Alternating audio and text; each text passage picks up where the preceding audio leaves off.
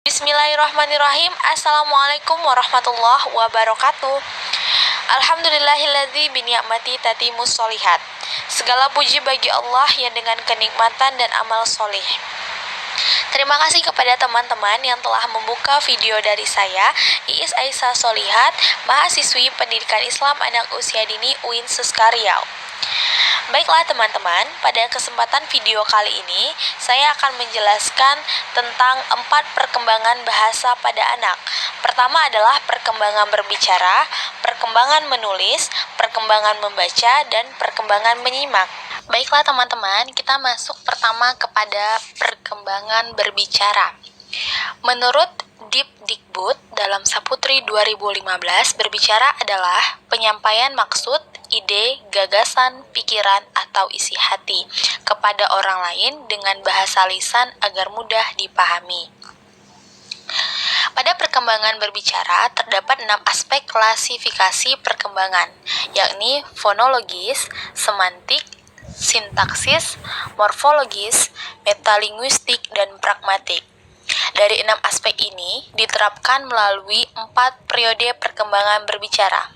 Melalui 6 aspek klasifikasi perkembangan bicara, maka diterapkan melalui 4 periode perkembangan berbicara, yakni periode pralingual, periode lingual dini, dan periode diferensi, serta periode pematangan.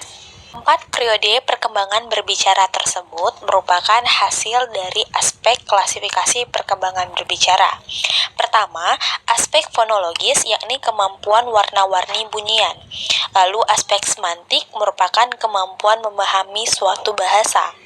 Dan aspek sintaksis merupakan kemampuan penggunaan gramatika. Lalu aspek morfologis merupakan kemampuan membedakan bentuk kata atau kalimat, serta aspek metalinguistik merupakan kemampuan berbahasa dan berbicara.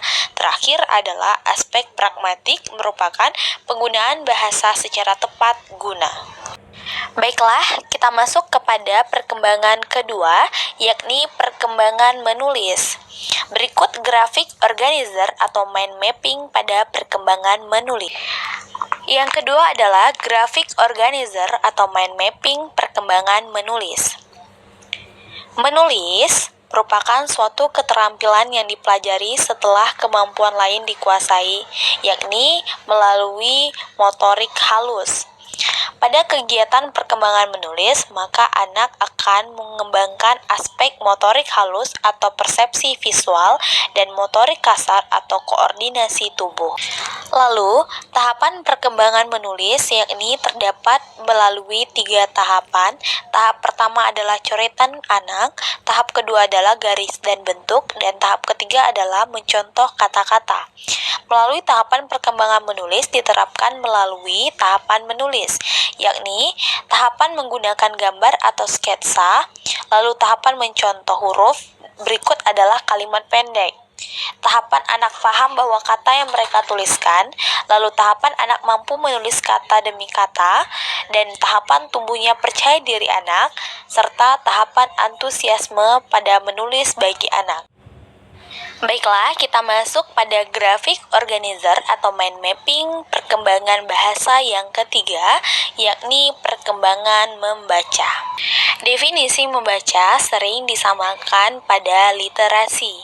Maka Ahmad 2017, Lom dan Dalam Suyanto 2015 menyebutkan bahwa literasi adalah sifatnya dinamis dan relatif.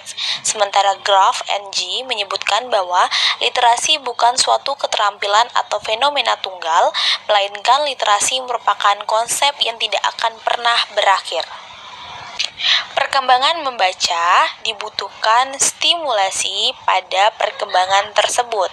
Maka, stimulasi membaca atau literasi dibagi menjadi 4 faktor, yakni faktor fisiologis atau faktor yang mempengaruhi kesehatan fisik, lalu faktor internal yang merupakan faktor dari dalam diri anak, yakni faktor EQ, dan kemudian faktor lingkungan merupakan latar belakang dan pengalaman anak, serta faktor psikologis yang merupakan motivasi, minat, kematangan sosial emosional, serta penyesuaian diri pada anak.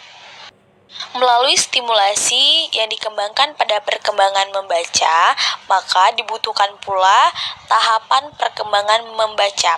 Widya Stuti menyebutkan pada tahun 2017 terdapat 5 tahapan perkembangan membaca pada anak.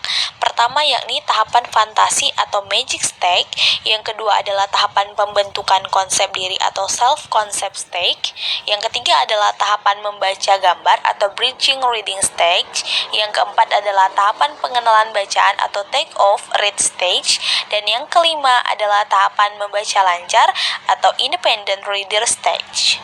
Baiklah teman-teman, kita masuk kepada graphic organizer atau mind mapping penjelasan perkembangan bahasa yang terakhir, yakni perkembangan menyimak. Menyimak atau lebih kita kenal dengan listening skills merupakan suatu kegiatan mendengarkan secara aktif dan kreatif untuk memperoleh informasi, menangkap isi pesan yang disampaikan secara lisan. Queen 2010 pada halaman 107.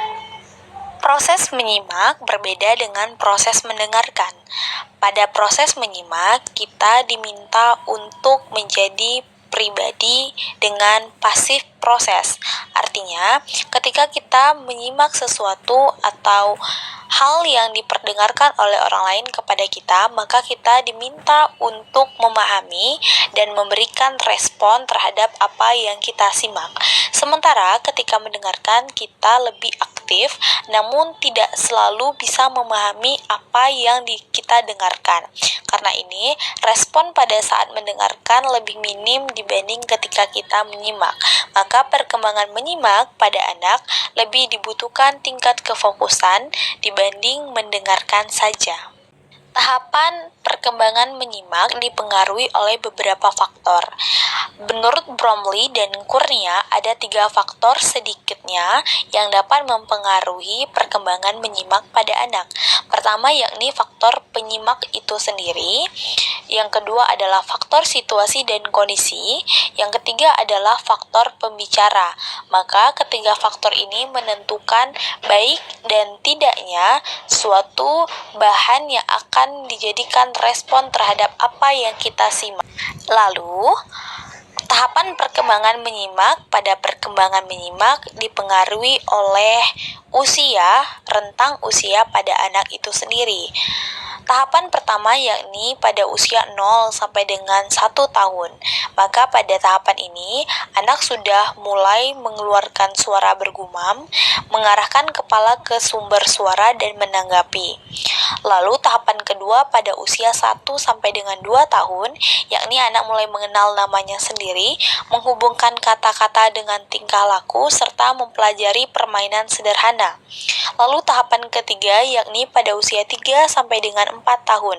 Pada masa ini, anak mengingat dan memahami apa yang telah dia dengarkan sebagai bentuk dari perkembangan menyimak pada anak. Lalu, pada rentang usia terakhir yakni 5 sampai dengan 6 tahun, pada usia ini anak dapat mengenali warna dan bentuk dasar dari apa yang dia lihat.